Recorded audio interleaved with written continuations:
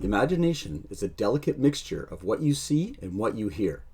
The right amount of either can create a massive explosion in the minds of a gamer, but a little too much of either and you actually accomplish the opposite.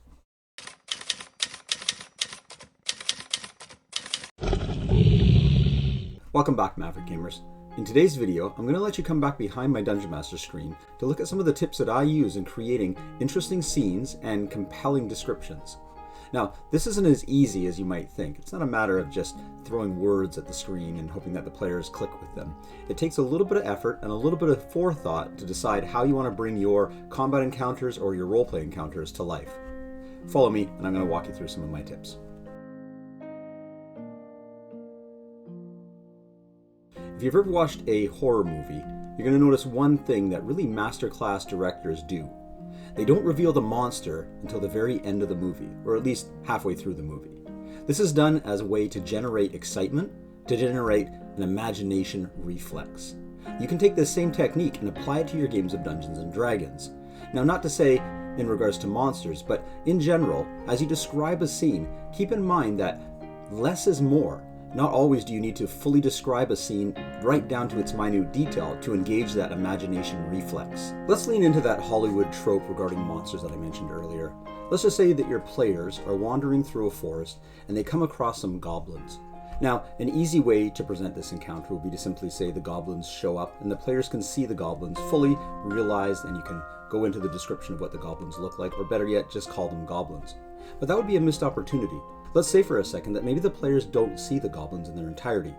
And yes, players know what goblins look like, but let's presume that the characters themselves are the eyes that we're looking through. Let's add a little bit of layer of mystique to this encounter.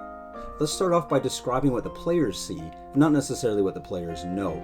So in this example, I'm going to show you a tiered system of revealing the goblin that you can use when you're describing your creatures, whether it be goblins, orcs, dragons, or whatever you have them encountering. In tier 1, let's focus on what they hear. As you walk forward, you hear the sounds of crunching leaves and the scratching on the ground as though something without boots is moving towards you. Something as simple as that can just immediately engage the imagination, just with a few words and a few subtle clues.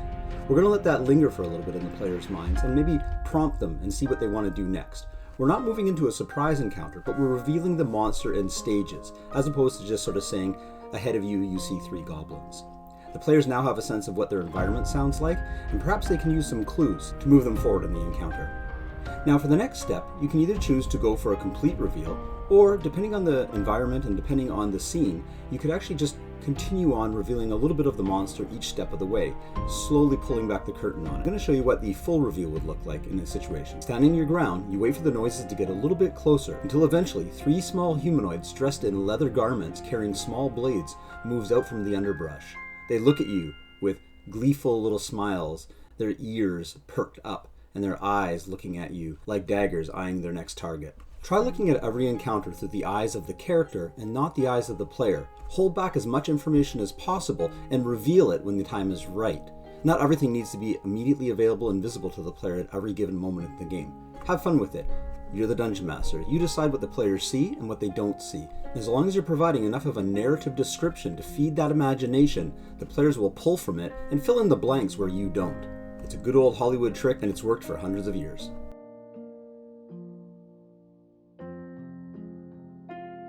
Let's have a look at describing environments. We've already talked about how you can hold back on descriptives for your creatures and for your monsters, but let's talk about the environments that the adventures are taking place in. Describing what's around the players, what they see and what they hear, is a really big part of engaging players' imagination. Just like I said before, you can go a little bit too far if you go into a long descriptive narrative. The key is just to pick out little bits and pieces of your description and put them in front of the players. Allow their brains to fill in the rest. Let's take a look at a few examples. For this example, I'm going to assume that you're using a virtual table and you're playing Dungeons & Dragons online, or you're using a virtual table and you're playing Dungeons & Dragons in person. The virtual table itself is going to immediately attempt to pull away from the player's imagination. It's going to present the table so the players actually aren't going to have to imagine what the grass is going to look like, the color of it, etc. The minute you start putting tokens down on your virtual table as well, that's more of a reason for the imagination to take a back seat and not have to worry about the descriptions. Their eyes can see it, therefore the brains don't have to imagine it. In this example, I'm going to show you just a basic flat grass area. Let's see what you can do to add a little bit more of an imagination reflex when it comes to just looking at a basic grass area. So focusing on what we did earlier is we zeroed in on specific things that are going to sort of pull out that imagination from the players. Option A would be just simply explain to the players that you're walking across a grass field. That services it quite well enough, and depending on the player, it'll also depend on the mileage you get from that statement. But let's try it a different way. Let's assume that the players know it's grass, but let's tell them how the grass feels, or better yet, give them a little bit of an element to the grass that might be not as common to see at first glance. The grass that you're walking across is covered in a thin layer of water and moisture, almost as though the morning dew has stayed a little bit longer than it should have this morning. Trying another approach, let's look at how the grass reacts to the players walking across, again in a small section and not to over-expand on the description. As you walk across the grass, the soft ground underneath of it leaves imprints from your boots. Those are very small additions to your narrative and to your description that can really do a great job in giving players a little bit more to chew on when it comes to actually trying to fire up the imagination of what that scene looks like. Let's switch over to combat for a second. Taking everything we've learned already when it comes to monsters and the environment, let's apply that to how a combat encounter can work and how you can make your combat encounters stand out in your player's mind a lot more than your average encounter.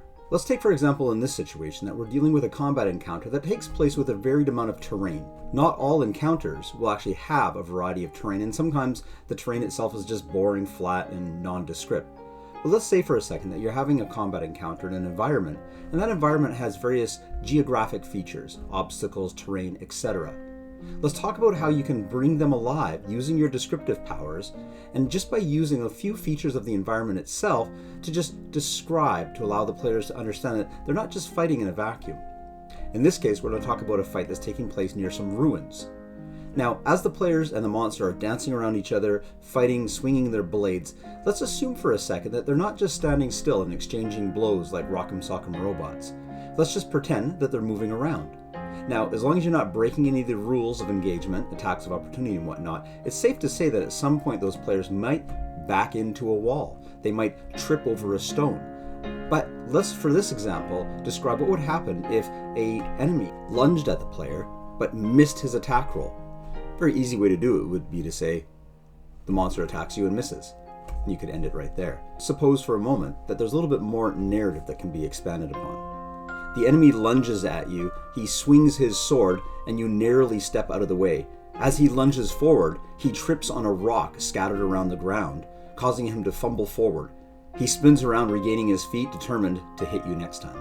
That quick little moment of description didn't really add anything to affect the gameplay. Yeah, you could argue that he fumbled forward and maybe it moved him out of range, but that quick little narration, that quick little description infused that encounter with a little bit more realism. It gave the player a sense that they're operating within a real world and a real fantasy setting, that anything could happen. Just because you roll and miss on an attack roll doesn't mean that that's the end of it.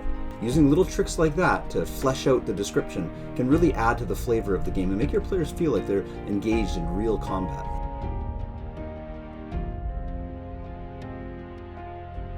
So thanks for staying with me. I hope that these tips have helped you reevaluate how you're going to bring presentation to your players.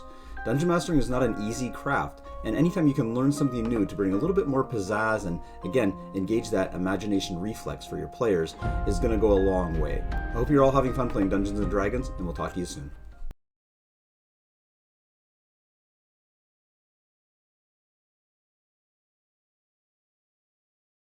Before you go, I need your help. I'm trying to grow the exposure of what we do here at Maverick Games. My goal is to actually bring information to parents and students around the world in hopes that they can see gaming as a path forward for learning, academics, and even support of neurodivergency. Please subscribe, make sure you click on those notifications, and I hope that you'll find content here that will be helpful for you and maybe others. Thank you very much, and thanks for tuning in.